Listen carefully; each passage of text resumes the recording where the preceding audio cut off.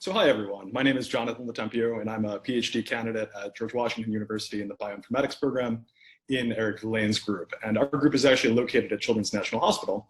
So this is really going to influence what you're going to hear in this talk, enough to speak true, benchmarking, long-read, sequencing, alignment tools for human genome applications. And compared to some of the other really exceptional talks that we've heard today, this is going to be more of an applied look at what happens or how do you make decisions on what tools to use judiciously and intelligently based on a question.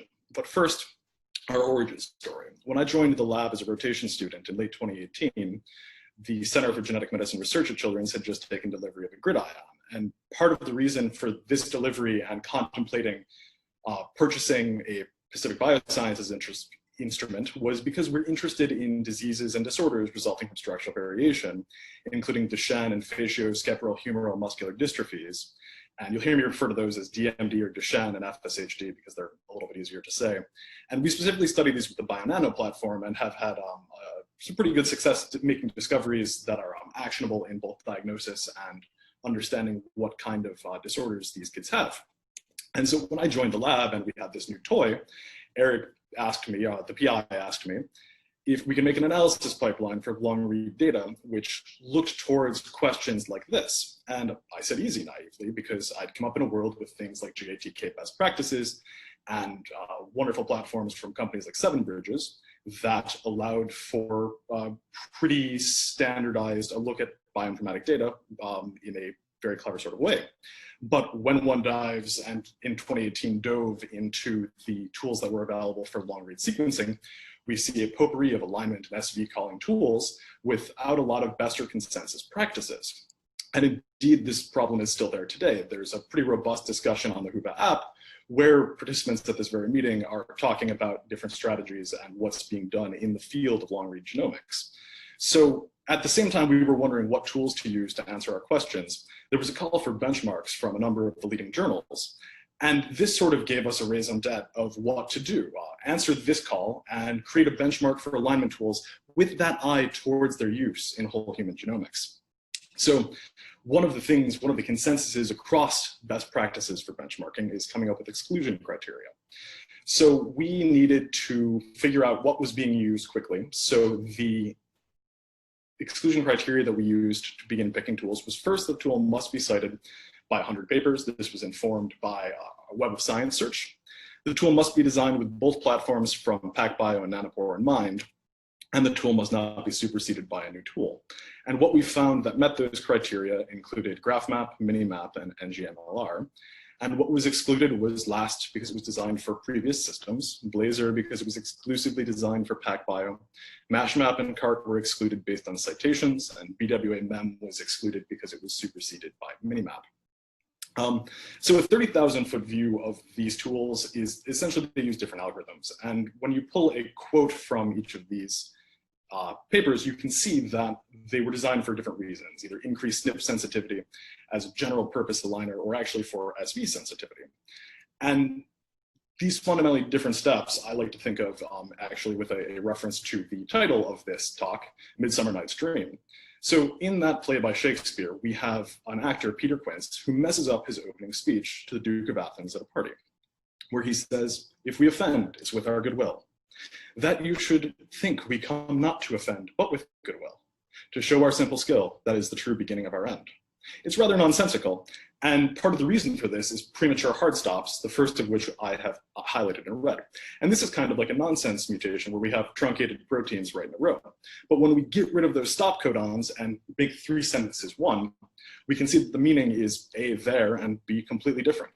If we offend, it is with our goodwill that you should think we come not to offend, but with goodwill to show our simple skill, that's the true beginning of our end. Now the Duke and Lysander, who are hearing this speech, are clever, and they detect the error and say, "This fellow doth not stand upon points. He hath rid his prologue like a rough colt. He knows not to stop. A good moral, my lord, it is not enough to speak, but to speak true." So where we can see very easily in English, small organizational and grammatical details are very impactful to abstracting end meaning from words. Which begs the question then, in a less easy to visualize system like a large 3 billion base pair genome, do any one of these tools speak true? So to begin probing this question, we looked at two data sets from one person. This is NA12878, where there's a 44x PacBio data set available on the NIST FTP site, and the 30x nanopore data set available from the WGS consortium. We ran those three tools that met our exclusion criteria 3 times to make sure we get the same output every time. And when you begin to look at how those tools performed, you can see that in terms of compute time and memory usage, of these tools, Minimap was the most efficient and the quickest in both the nanopore and single molecule real-time sequencing PacBio datasets. It was really quite fast in terms of wall clock hours, half a day, and didn't use very much memory compared to the others. When we look at genome coverage, very important to understand how the reads are being put together, we can see that in the case of the nanopore-based long-read data, Minimap produced a higher coverage genome, but in the case of the SMRT data, GraphMap produced a higher coverage genome. When we look to the lowest coverage genomes, we see that in both cases, NGMLR produces a lower coverage, and this translates in the far right to the highest number of unmapped reads. Now, this column to the far right is very coarse and doesn't really tell us a lot about what reads are being discarded, but we're actually able to delve into those subsequent BAM files and compare which reads are consensus among each of the tools. So for the nanopore data set from the WGS consortium, we can see in the center of this Venn diagram that the tools agree on discarding about 1.6 million reads. For GraphMap and Minimap, this total that are consensus among them is about 2 million out of 2.6 million between them, with NGMLR throwing out a different battery of reads compared to the others.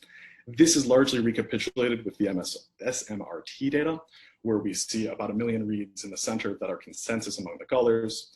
However, the amount of reads that are thrown out by NGMLR are much higher. Now, this is interesting, and it's good to look at when you're trying to understand what your SV color is doing with the input data. I'm sorry, what the alignment tool is doing with the data that you give it. But really what we're concerned with are the alignment files.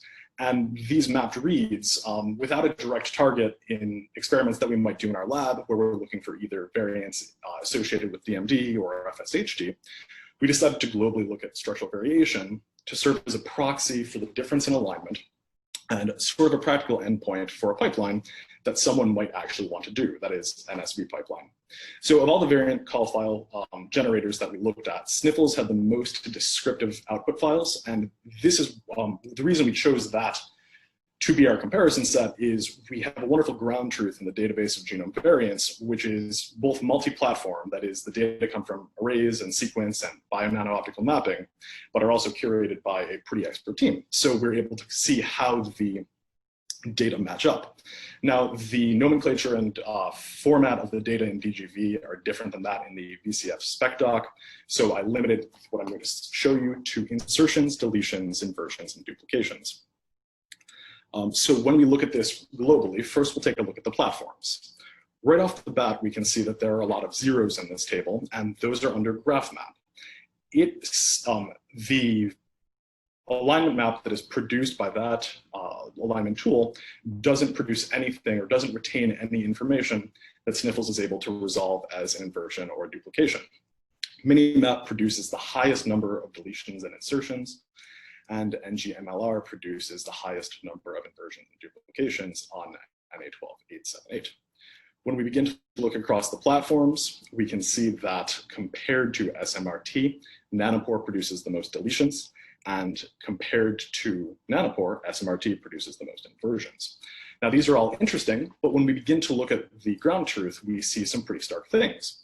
First of all, that deletions and insertions, regardless of what tool is being used to align the genome, are far more numerous in the variant files than are in DGV.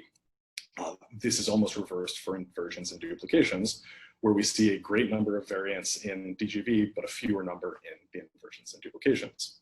Now, this table doesn't really tell you a whole lot about size, and SV size is both critical for understanding how the genome representation, but is also important for the sort of disease-looking things that our lab is interested in. So because this obscures size, I'm going to delve into some different bins of sizes of variants that are in these files, but I'm only going to show you Nanopore because the figures largely recapitulate to each other, and our paper will have both nanopore and PacBio present in them.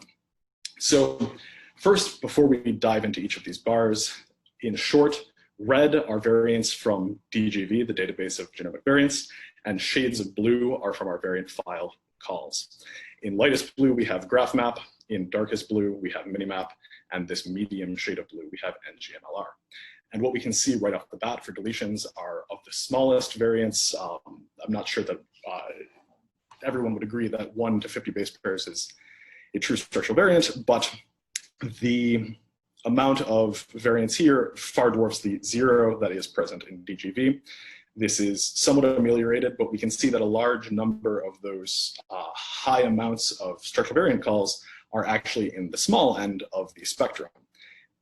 The red bars begin to overtake the blue bars as our variant size increases beyond 10,000 base pairs.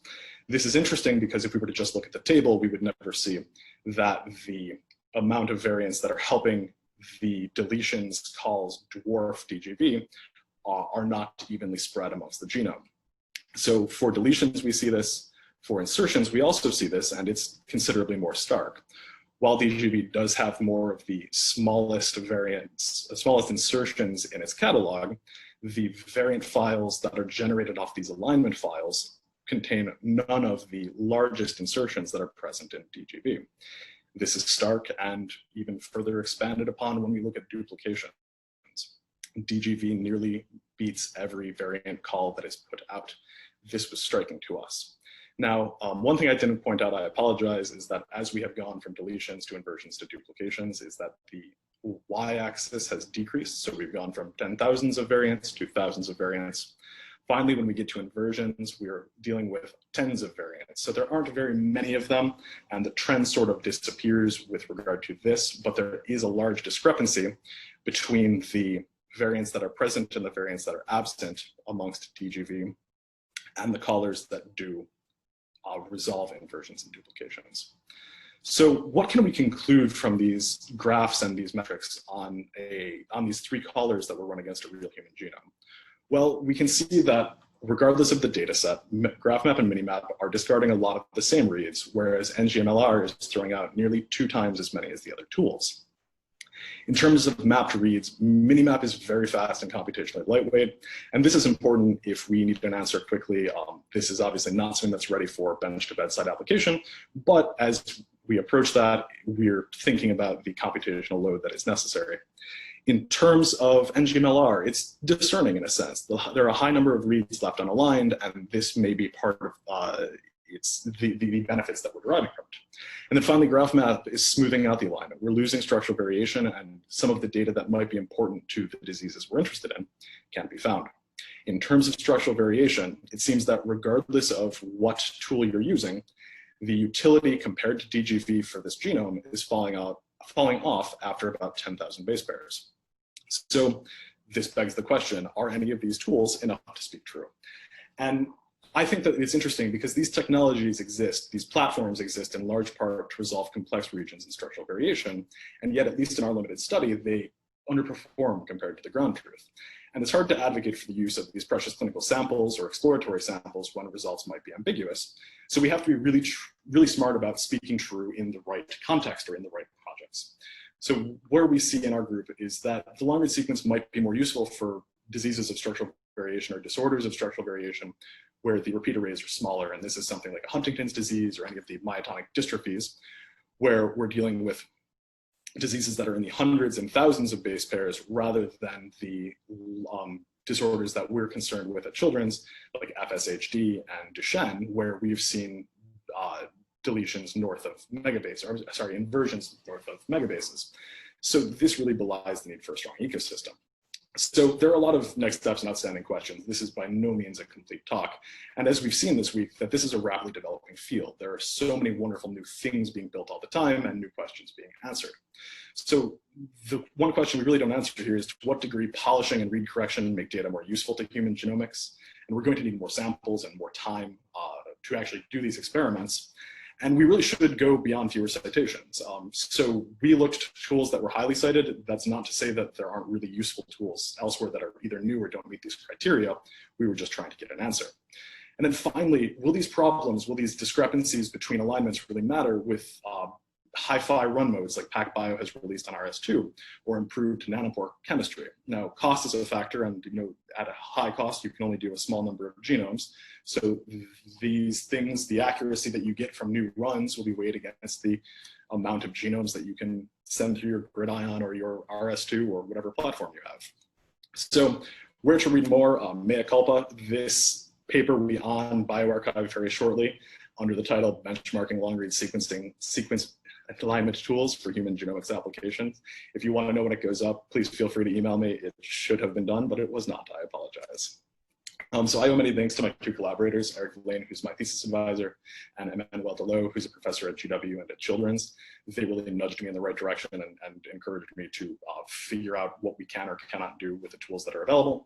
And then all the faculty at our center have given comments as this work was presented over intermittently over the last few years to help make it better. We were funded, of course, by NIH and Eric's professorship, and couldn't be possible without them. So without further ado, if you have any questions, I would love to take them.